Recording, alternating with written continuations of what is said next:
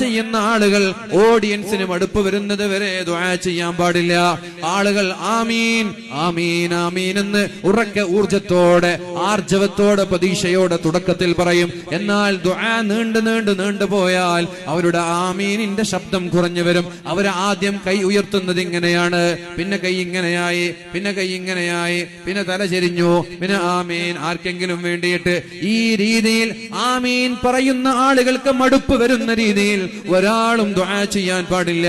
ഒരാൾക്കെങ്കിലും മടുപ്പ് വന്നാൽ, ആ സദസ്സിന് മടുപ്പ് വന്നാൽ അല്ലാഹുവിന് മടുപ്പ് വരും. അല്ലാഹുവിന് മടുപ്പ് വന്നാൽ ആ സദസ്സിന്റെ ദുആഇന് അല്ലാഹു ഉത്തരം നൽകൂല. പ്രിയപ്പെട്ടവരെ, അതാണ് ആയിഷ റളിയല്ലാഹു അൻഹ അല്ലാഹുവിന്റെ ഹബീബിൽ നിന്ന് ഉദ്ധരിക്കുന്ന ഹദീസാണിത്. വല്ലാഹി ലാ യമല്ലുല്ലാഹു ഹത്താ തമല്ലൂ. നിങ്ങൾക്ക് മടുപ്പ് വരുന്നത് വരെ അല്ലാഹുവിന് മടുപ്പ് വരൂല. നമുക്ക് എന്തും ചോദിക്കാം. അങ്ങനെയാണ് അല്ലാഹു പറഞ്ഞു.